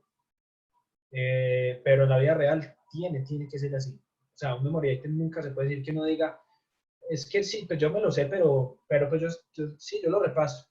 Tiene que estar, y todos, completamente todos. Así sea el que tenga 2 items o el que tenga 10 items. ¿Cuál va a ser ese procedimiento que yo voy a efectuar en el aeropuerto? ¿Qué vamos a hacer? Si vamos a contemplar, digamos, ir a una radioayuda, o vamos a hacer un procedimiento visual, o vamos a hacer el engine out seat, que va a ser una salida especial, cumpliendo todos los gradientes para que la aeronave pueda volver al aeropuerto, o cualquier tipo de procedimiento que en ese momento se ocurra, ¿cierto? Porque hay aeropuertos que no tienen unos designados algún procedimiento, entonces el piloto a conveniencia dice, por ejemplo en Pereira, se despega por la 26, nosotros ¿qué hacíamos? Incorpores en el BOR de Pereira, ahí sostiene, hace sus listas de emergencia, hace sus listas, organiza su avión y vuelve en la senda para la 08. Entonces es dependiendo a cómo ese piloto. Otras personas decían, no, yo me voy directo para Armenia y allá lo aterrizo. Entonces dependiendo mucho también de eso. Pero, perdón, tiene que tener muy en cuenta la parte de la seguridad siempre. En el caso, por ejemplo, de Bogotá, que dicen que es que Bogotá es un espacio aéreo alfa y debe ser estrictamente de instrumentos. En la falla de motor no hay Dios ni ley. Si a mí me falló el motor en Bogotá, yo que está haciendo un solazo como los que está haciendo en este momento, digo, solicito visual por la derecha y aterrizamos visual. Porque usted mientras más rápido esté en tierra, con la manera segura, mucho mejor, mucho mejor. Aquí podemos, bueno, antes que nada, muchachos, sus dudas con el briefing de emergencia. No, Santi, todo muy claro. No, vale, todo bien. Bueno. Entonces, ¿cómo se contempla un briefing de emergencia, muchachos? Cuando uno está, digamos, apenas aprendiendo en la aeronave, que usted también va a empezar a iniciar o algo así, en ese briefing, si se lo van aprendiendo y todo eso. Digamos, en el caso de la TER, en caso de EasyFly, nosotros ¿qué contemplábamos? Nosotros contemplábamos una posible falla durante el encendido, ¿cierto? Contemplamos esa falla en caso de que prendiendo el modo TEL. El modo TEL va a ser esa fase del motor en el ATR en el cual yo no voy a iniciar con la hélice, sino que el motor se inicia con la hélice parada como para simular una PU. ¿Qué puede pasar? Si se me sube el ITT, la temperatura, pues un montón de cosas que yo puedo tener acá. Entonces, les voy a decir una parte del encendido y les voy a decir de toda la parte del despegue, porque es un briefing muy extenso. Entonces, cuando uno iniciaba, le decían, ok, briefing. Entonces uno inicia. Dice, en caso que tengamos una falla durante el encendido, el callout va a ser abnormal parameters during start memo items. Los parámetros serán condition level of fuel shutoff, engine start selector of start over. En caso de que se presente alguna otra situación, será manejada por el QRH y avisaremos a la tripulante de cabina, a la TES, en caso de futuras acciones, como un futuro desembarco de pasajeros, una futura evacuación, etc. Esa, digamos, es una parte de un briefing donde usted empieza a hablar, a contarle al otro piloto qué se va a hacer en caso de eso. Cuando usted ya ocurre esa parte, entonces usted prendió el motor y empezó un mero licuepuche y se incendió. Ya sabe que usted tiene que cortar el flujo de combustible, apagar el motor y empiece. Bueno, evacuar, que esto se acabó, notifique a la TC, ya el otro piloto sabe qué es lo que usted va a hacer. En caso del despegue, les voy a decir, por ejemplo, los memory items de despegue de una ATR.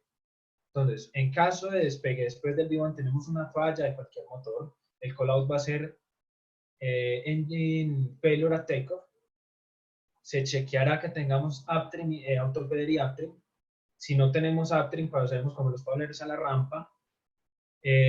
Composite rate gear up, será la única acción correctiva esta, junto con cancelar las alarmas, hasta el acceleration altitude. Cuando tengamos acceleration altitude set en el autopilot, esperamos el VFTO. Cuando tengamos el VFTO en magenta, las poblers van al notch, power management en MCT, IAS para continuar el ascenso y flaps en 0.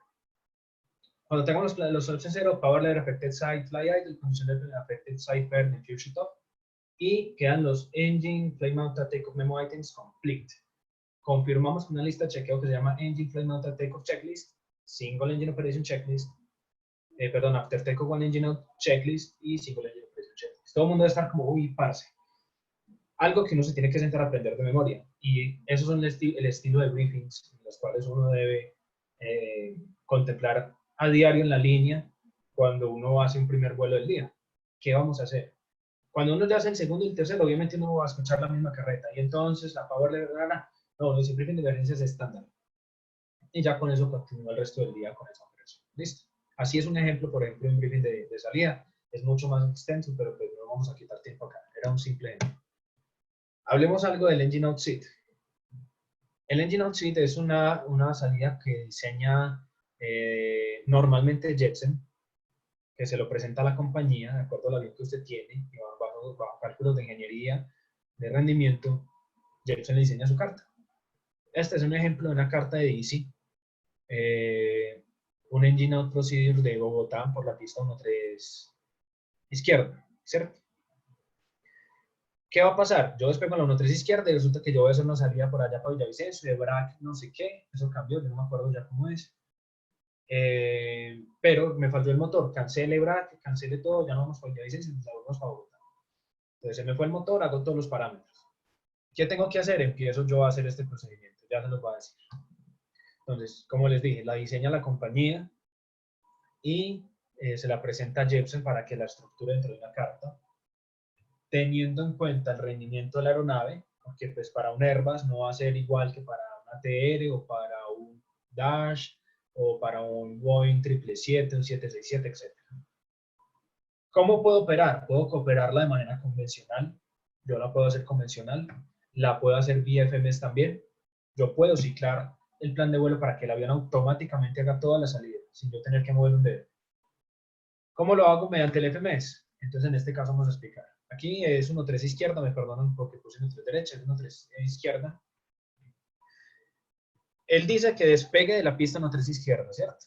Cruce el ADF de Romeo, que incluso ya lo volaron, es 274, era 274, ¿cierto? Cruzo Romeo, que vire por la derecha con curso 263 hasta alcanzar 3.5 millas fuera de Soacha.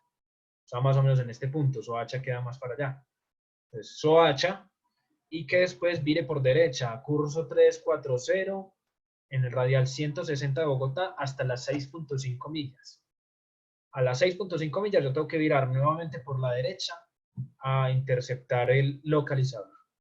¿Cómo lo inserto en el FMS? Es una salida donde yo digo, voy a salir por la pista 3 derecha, salida, él le pregunta, sí, no, ninguna, yo le voy a meter los punticos. ¿Cómo meto el primer punto? Romeo.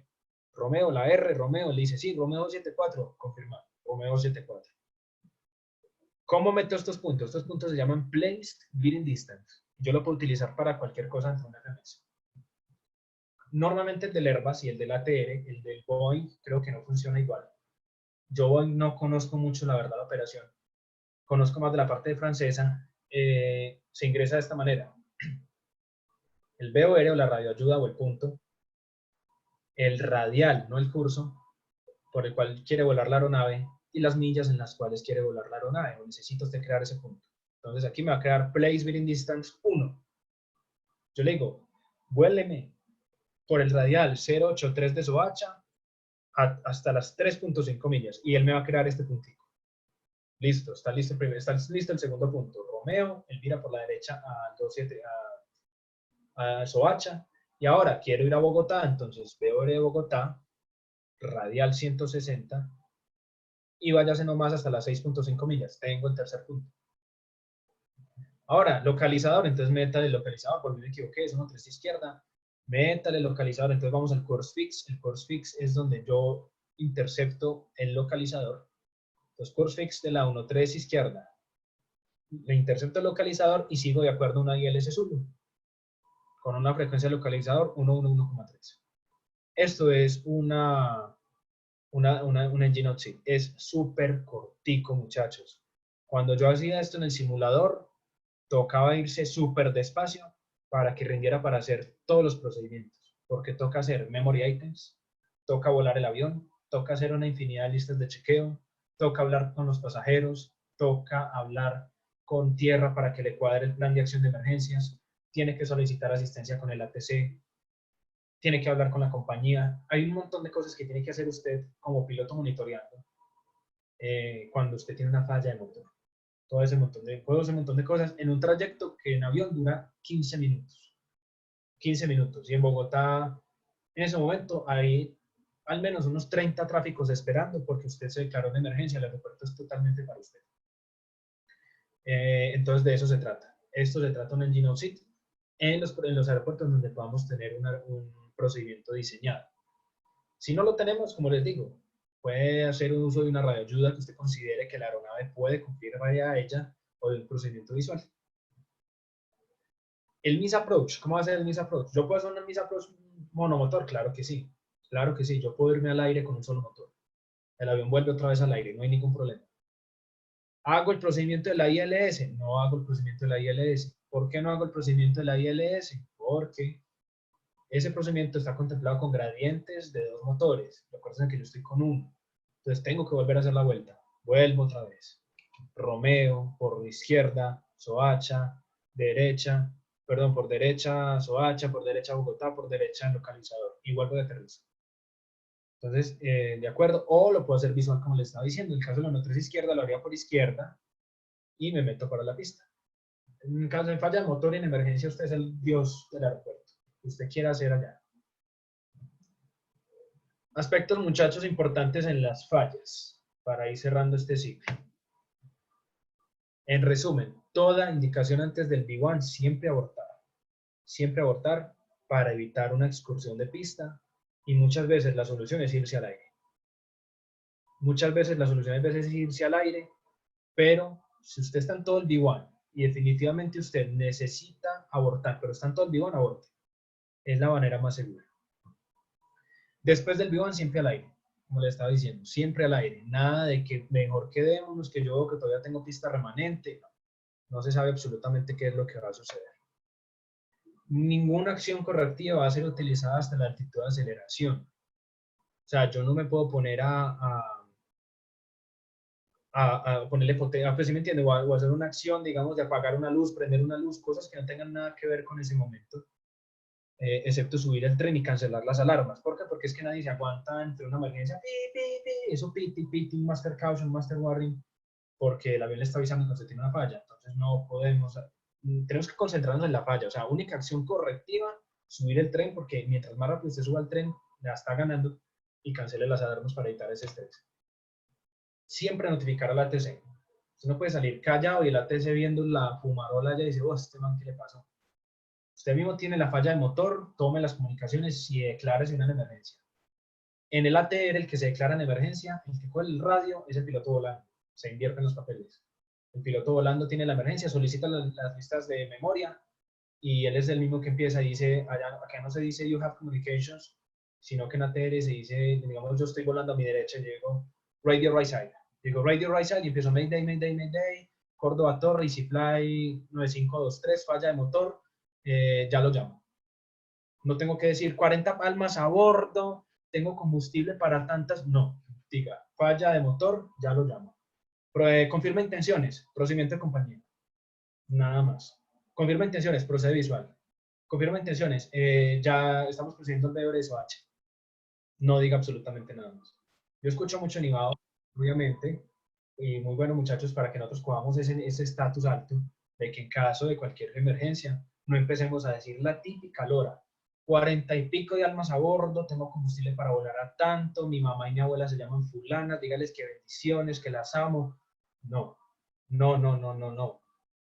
Mayday, Mayday, Mayday, Aerojet 013, falla de motor, procedimiento de compañía, ya lo llamo. El Mayday es bacanísimo porque usted dice Mayday y todo el mundo como que... Y hasta por chismoso, marica, escucha. Parce, se declararon en emergencia. Escuche, hermano, para el chisme, para ahorita hacer una vaina por redes sociales. Entonces, usted mismo dice Mayday y hay una ley del silencio. Nadie puede meter la cucharada. El único que puede meter la cucharada es el ATC. Y no se preocupen si en algún momento usted, digamos, usted despegó, usted se declaró en Mayday y está a punto de aterrizar una aeronave. No se preocupe si usted se declaró en Mayday y el ATC no le respondió a usted, sino que le dijo a la otra aeronave. Aerojet no sé qué, efecto de aproximación frustrada, aeródromo queda cerrado por condiciones de aeronave de emergencia. ¿Tiene algún estimado? No tengo estimado. Y ahí sí se dedican a usted. Confirma intenciones, procedimiento de compañía. Y listo el pollo. Y el ATC no lo voy a joder más para usted para nada. Cuando usted hace sus listas, tiene la aeronave controlada, los pasajeros controlados, ya usted sabe que la tripulación de cabina hizo lo que tenía que hacer. Usted ya empieza a hacer un análisis después. Y usted dice, listo, ATC, usted ya llama, Córdoba, Aerojet 013, prosiga. Ok, te confirmo, tenemos una falla en el motor número 2, la situación ahorita es controlada, estamos incorporados en el BOR de Marinilla. Como información adicional, tenemos 180 pasajeros a bordo, combustible para volar aproximadamente 3 horas. Estamos sosteniendo para quemar combustible para evitar un exceso en el peso de aterrizaje, para evitar daños estructurales. No tenemos mayores indicaciones, lo único es el motor, así que probablemente solicitaremos asistencia y posterior aterrizaje quedaremos en la pista. Posible evacuación, así que pendiente. El ATC le dice, ok, resido capitán, estaremos a su disposición, cualquier novedad estaremos al tanto. Ya usted entra a llamar a la compañía, usted ya en la vía real principal nos llama a operaciones, Hotel Kilo, llamo por la matrícula, Hotel Kilo 5313 de Capisica, vení, una falla de motor, tenemos 180, tenemos 46 pasajeros a bordo, íbamos para Villavicencio, cancele por favor todos los itinerarios, active el plan de acción de emergencias, porque tuvimos una emergencia, de pronto vamos a tener una evacuación. Todo ese montón de cosas en las cuales uno siempre se tiene que meter, pero a su tiempo. O sea, yo no puedo llegar en la plena falla de motor, decirle esa chorrera a la TC, conversarle, o a operaciones tampoco. Yo no puedo, lo único que yo digo en esas llamadas son breves y cortas, y operaciones también, cuando yo le digo operaciones, Hotel Kilo 5313, activar PAE. Obviamente van a quedar, uy, pero pues ya después yo llamo, digo qué fue lo que pasó y todo eso. Listo. Vuele el avión. Siempre vuele el avión. Vuele el avión, vuele el avión, vuele el avión. Eso, antes que nada, todo esto, vuele el avión. Que es que el ATC, que es que le están diciendo intenciones, vuele el avión. Vuele el avión, primero yo hasta que se estalle comience. Entonces, esa regla de oro, siempre volar el avión. Una pregunta. Y en esa situación de emergencia, ¿uno activa de una vez el transponder en 7700? Más adelante por lista de chequeo te lo ordeno. Porque esas cosas van hasta que más se olviden. Ah, ok. Bueno, vamos a finalizar con esta pregunta de análisis. Se las voy a leer. Entonces, vamos a despegar en una aeronave jet con máximo peso permitido por las cartas, ¿cierto? O sea, vamos a tope. Las condiciones del campo son las siguientes. Tenemos una tormenta eléctrica, un movimiento cruzado de 10 minutos. Elevación de 8.000 pies, que digamos puede ser más o menos Bogotá. Temperatura de 18 grados y las velocidades son las siguientes. Un V1 de 135, un VR de 140, un VTOL de 145. No hay ningún problema, podemos salir. Pero en la carrera de despegue, 5 nudos antes del V1, escuchamos la siguiente alarma. Wind shear, y luego dice V1. ¿Cuál sería su reacción como piloto, muchachos? ¿Qué creerían ustedes que podrían realizar en ese momento?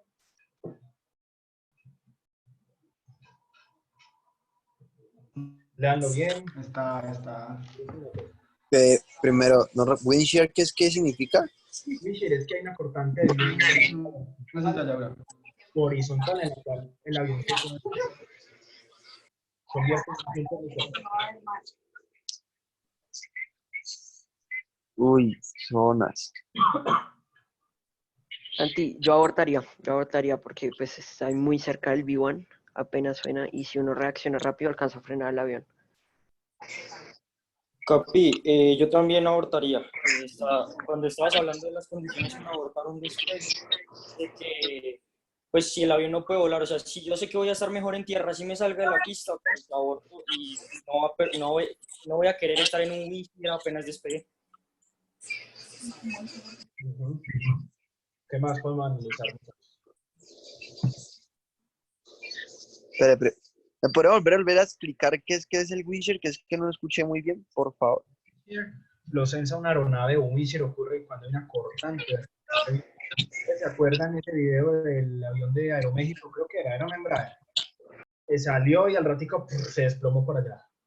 Eso fue por una cortante de viento vertical. Entonces, ¿qué va a pasar? Hay viento soplando hacia abajo. O hay cambio brusco en la dirección del viento de más de 30 nudos.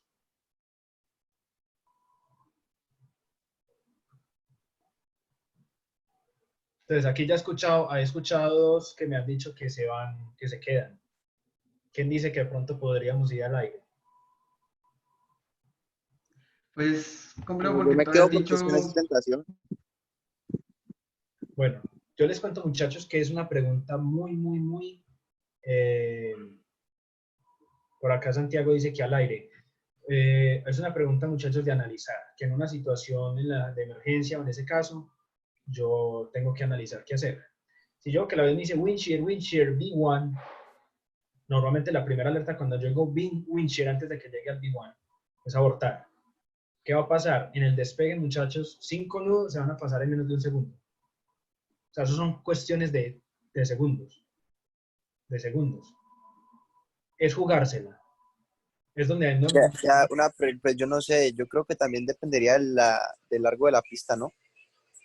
De la longitud. Yo, muchachos, la verdad, yo me iría al aire. Yo como piloto me iría al aire. Digamos en Río Negro, porque pues Río Negro son casi 4 kilómetros, 4.000 de pista, y a mí me sale esa alarma y el B1, digamos, la mitad de la pista, pues yo me iría también. Es más, podría ir rotando hasta en B2 si es más seguro, ¿no? No se podría.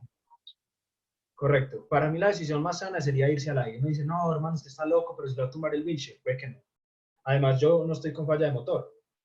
Yo le puedo poner más potencia al motor, llevarlo a un máximo de potencia y tenerlo en la misma configuración, sin subir el tren, sin subir flaps, hasta que él se tenga y que el windshield lo empuje y que él le pelee al windshield. El avión sí o sí le va a pelear al windshield. Cuando el avión no tumba el windshield es porque ya definitivamente hay una falla de control o definitivamente el windshield estuvo mal. Bueno, antes que nada, perdón. Uno nunca debe salir cuando hay tormenta cerca, al menos con 15 millas con respecto al aeropuerto. Así el aeropuerto no esté cerrado. Pero el piloto nunca debe salir con condiciones de tormenta. Nunca. Entonces, empezando por ahí. Y lo otro, muchachos, es que para mí la decisión más sana sería irse al aire. ¿Por qué? Porque puedo evitar, así sea, que intenté llevar la acción a lo que más pude y no excursioné en la pista. Entiendan que un VR de 140 en Bogotá es por allá abajo. Abajo. Cuando yo voy a excursionar, ¿qué? Me voy a llevar un montón de casas por delante. ¿Cuánta gente en los carros? ¿Voy a matar a cuántas personas? ¿O voy a quebrar cuánta carga? Entonces es como de analizar eso. Y ahí después ya entraría también la conciencia situacional, dependiendo del aeropuerto, las velocidades, pues de todo, meteorología. Ya uno entraría a decidir si se va al aire o se queda en tierra. Exacto. Además, hay algo importante y es que estamos hablando de una altitud de 8.000 pies, entonces, pues como decía al principio, va a requerir, digamos, más pista, más potencia para despegar, entonces abortar sería básicamente tener por seguro irse a esa altitud, pues digamos, a máximo peso, creería yo, ¿no? Exactamente, son riesgos que hay que tomar, pero hay que mirar cuál va a ser más catastrófico que el otro.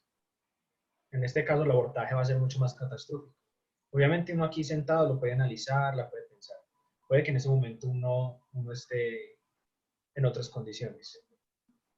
En el chat. Eso es. Que si las aerolíneas dan procedimientos diferentes para eso, ¿sí? Dependiendo, hay aeronaves que se despegan con un set de flaps diferente en Bogotá, otro set de flaps diferente en Río Negro, otro set de flaps diferente en a nivel del mar. Sí, depende de los procedimientos de la compañía, eso sí es verdad. Para el windshield, el procedimiento establecido lo da el fabricante y normalmente es máxima potencia y mantener la configuración del avión. No suba el tren, deje el tren abajo, nomás vuele el avión, téngalo a la menor velocidad posible para que ascienda y salga de ese windshield y con la mayor potencia posible, pero sin subir el tren y sin tocar los flaps. Déjenlo ahí, quietecito. El tarde que temprano se sale. Él se sale tarde que temprano. Señores, con esto hemos finalizado la primera parte de performance. Espero, muchachos, que les haya servido. Es algo extenso, por eso les digo, vamos a hacerlo por partes, vamos a hacerlo en una cámara, efectivamente sus 2 horas. Sería muy irresponsable de mi parte ponerme a decir.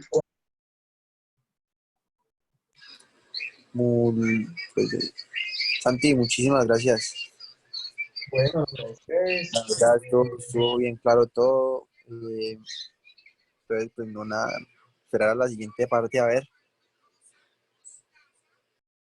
Sí, ya la siguiente parte vamos con ya la parte del crucero. Vamos a mirar términos en el crucero, la parte del hielo, partes de fallas de motor durante el crucero, la aproximación y ya mirar la parte del aterrizaje. Pero todo eso requiere más. Santiago, una pregunta te hago. Vos comentaste que bueno, que sos parte de Aerojet, entonces bueno, supongo que tendrás, que usarás algún simulador, entonces nada, quería preguntarte si vos recomendás o tenés en tu lista de aviones favoritos del simulador alguno que podamos usar que se parezca más a la realidad. Pues bueno, yo manejo el FSX y el avión que vuelo pues aquí en la aerolínea es el Airbus. Y la plataforma, por mis condiciones de computador, el de Aerosoft. Porque me brinda listas de chequeo automatizadas, me brinda como ese apoyo a la carga de trabajo. Me parece real. Más real, obviamente, y más bacano el FC Labs, pero requiere muchísima máquina. Ya lo que les diga, digamos, del X-Plane en adelante, no tengo... Flight Factor. En X-Plane sería Flight Factor el A320. Bueno, es muy, pues, el Capi Maecha, que es el que mantiene allá en Río Negro trabajando con ellos, pues lo que él nos dice que es el avión más real que ha podido volar, que simula más la realidad. Excelente, muy bacano los que tienen el X-Plane. Eso requiere una muy buena maquinita. Lo mío sí no, lo mío no está no me llega hasta allá, ojalá. Yo sí tengo el X, pero trabajo con el Aerosoft y me funciona muy bien. Bueno, pero tiene una maquinita de verdad, puede volarme de verdad. Ojalá fuera Lerda realmente, pero pues... Es otro nivel. Bueno, los dejo entonces en manos de por mi parte, muchas gracias. Por acá. Muy buena la participación. Y para adelante, muchachos. A seguir hablando, pues, Listo, Santi. Listo, Santi, muchísimas gracias. Muchas gracias, Santi.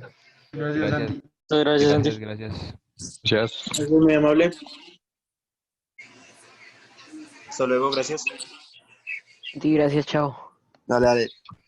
Muchas gracias, feliz día, muchachos.